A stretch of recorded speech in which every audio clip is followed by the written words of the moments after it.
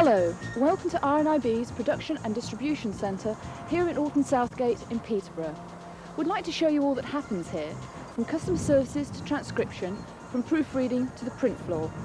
We'll take you through all the stages of Braille production, also moon, print and the audio process. We hope you enjoy the video and please feel free to ask any questions at the end.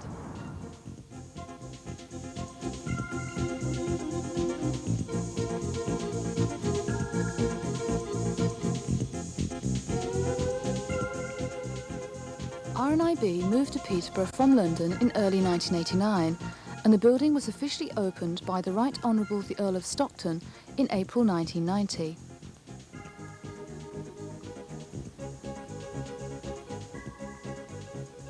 Since 1989, the building has been extended to accommodate finance, administration and fundraising staff who have since relocated from London, Birmingham and Cambridge. There are currently 235 staff employed here, of which 30 are either visually impaired or partially sighted.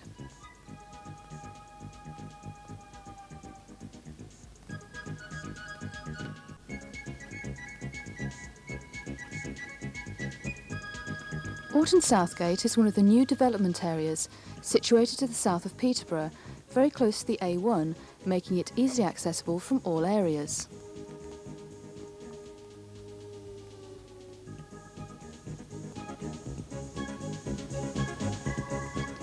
On arrival at RNIB, visitors report to our receptionist, who then contacts the person they are expecting to meet.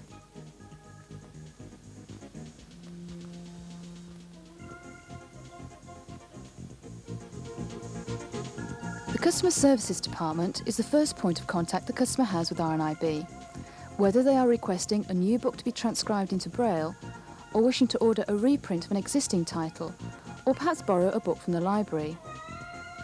Several of the members of staff in customer services are visually impaired. Wally Pepper is one of our customer services advisors. Here we see him processing an inquiry on a Perkins Brailler.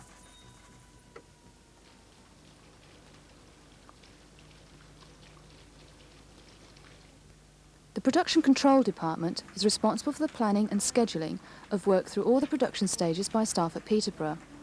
Also are many volunteer transcribers who work at home, in close liaison with Mari Brown.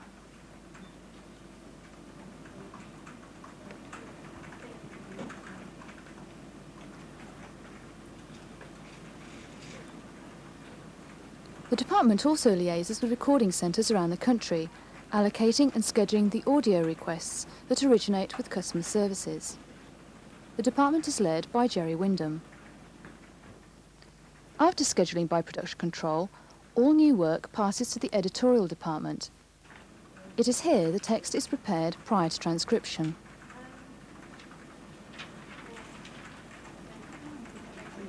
The transcription department currently has 32 full-time staff, 18 working in Braille, 4 in Moon and 2 in print.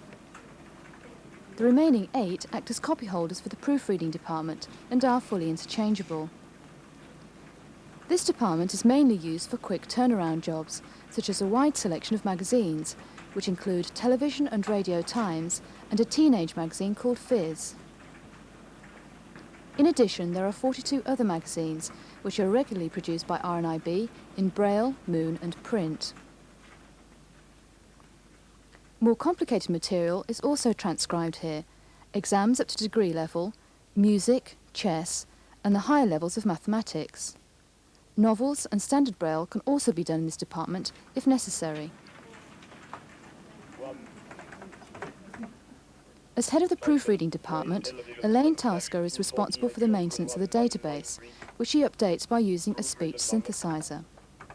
This vocally reads the screen and is known to Elaine and her colleagues as Metal Mickey.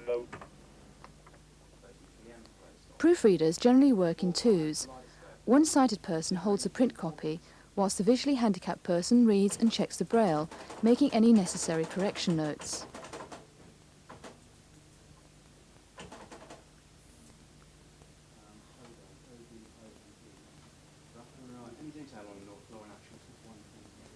The proofreading department deals with all kinds of text in Braille, Moon and large print. This can be as diverse as a Russian textbook or a washing machine instruction manual. 850, law in action. Our Maps and Diagrams department at Peterborough use a variety of materials in their work to reproduce charts and drawings in two forms.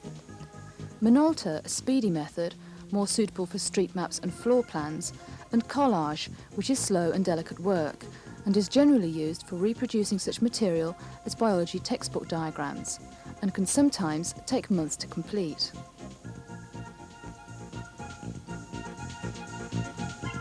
The Braille Library contains over 13,000 titles. These range from cookery books to the Quran. Many titles are of a highly academic nature, and some date from as early as 1910. These are lent to individuals and organisations throughout the world. The recently opened extension houses the relocated Technical Development, Fundraising, Finance and Administration departments. It was completed in the spring of 1993. Ron Edwards is one of the two main operators of the RNIB switchboard.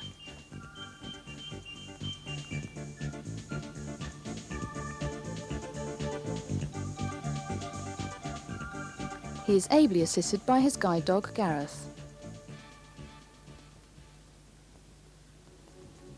One of the two courtyards specifically designed for scent and sound.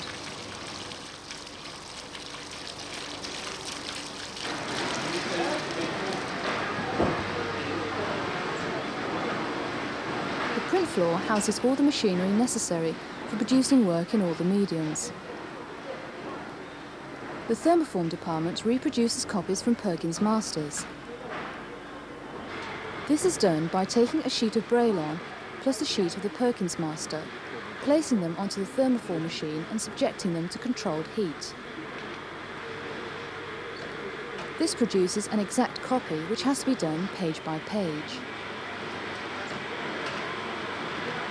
This large printing machine is known as the churn. It is used to produce magazines such as TV and Radio Times and other large volume work. Paper is reel-fed through the plate bed for embossing and then trimmed to size.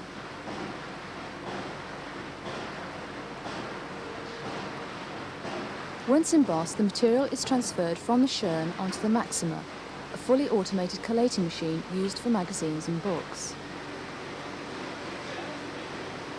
Once collated, the material is then folded and wire-stitched.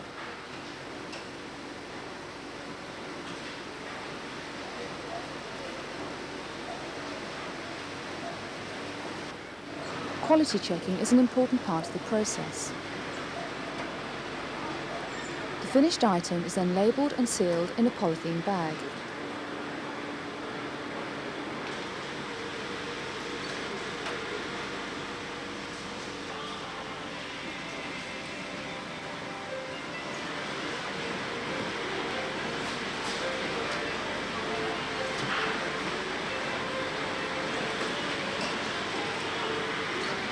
It is now ready to be dispatched to the customer. For general Braille books which are too large to be stitched, the Beelomatic machine is used to wire-bind them.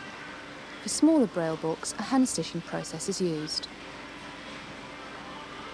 This machine is the Heidelberg and is used for embossing all Moon magazines and books.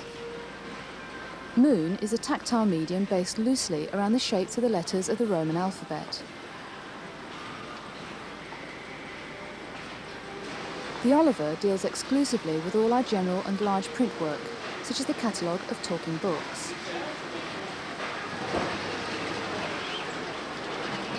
All the plates for Braille, Moon and large print which are used on the printing presses are made here in the plate making department.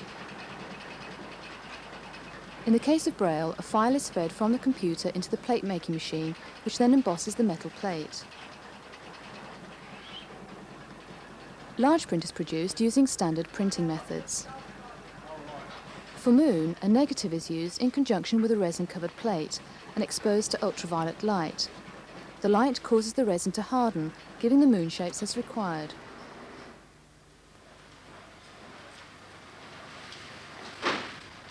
Adjacent to the print floor is the warehouse and goods handling area.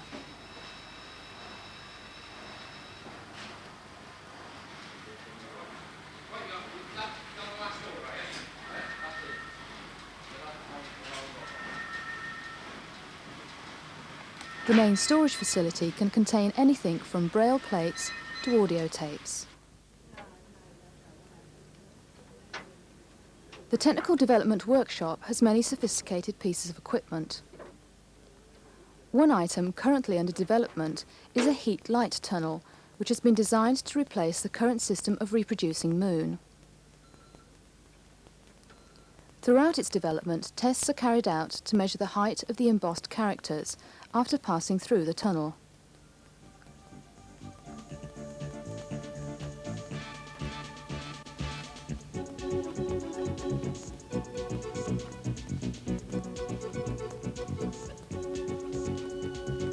Lunchtime meals and mid-morning snacks are available in the pleasant surroundings of the RNIB staff restaurant. From the restaurant, we can now take a look at the audio process. The Peterborough Recording Centre was opened in October 1991.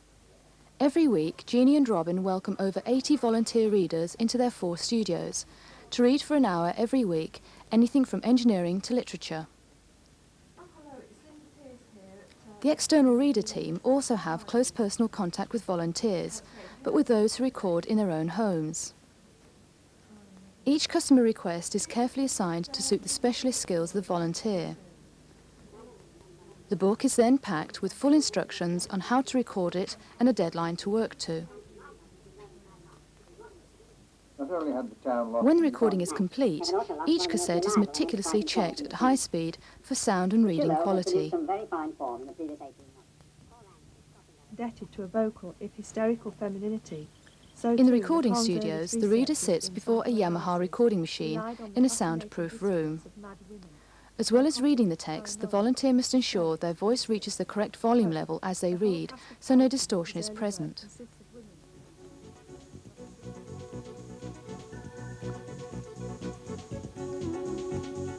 After the request has been recorded and checked, it makes its way to the cassette library. In an average week, the cassette library department processes over 2,000 cassettes. Here the job is copied, labelled and dispatched. The department uses graph and telex copiers, which can copy up to 19 cassettes at any one time from one master. He turned and looked down, and I knew something was wrong. Quality and sound level is maintained by checking each copy as it comes off the machine. Then shock as she grabbed my lapels, slammed me against the wall. Kids played around us, but then started to gather and clog up the corridor. When the customer no longer wishes to keep their request, the cassettes are returned and erased to ensure a top quality copy for the next customer. Along from the copying machines, the cassette library storage facility. It holds over 14,000 cassette masters, mainly for study purposes, waiting for the next customer request. After recording, checking, copying and labelling, the request is packed carefully to ensure safe transit to the customer.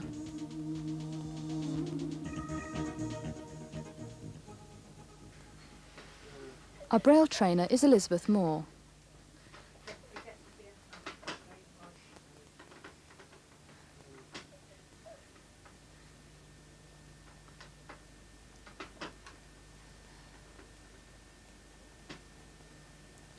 Braille classes are held on a full-time daily basis for new employees joining the transcription and proofreading departments. The average time to achieve proficiency test standard when attending lessons full-time is 8 weeks.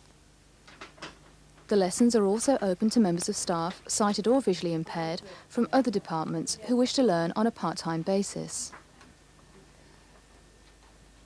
In this class we have members from technical development, audio production, customer services and the print floor.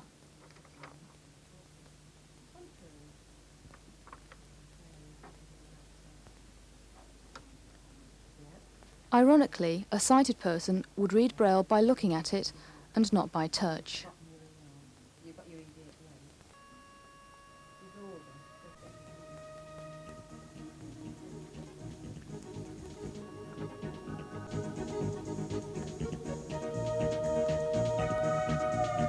Although this has been only a brief look at RNIB's Technical Consumer Services headquarters, we hope it has given you an insight into what we do here.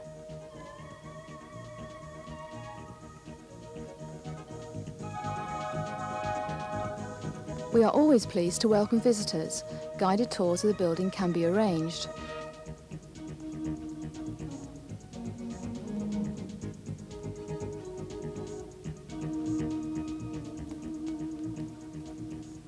So if you'd like more information, we will be pleased to hear from you.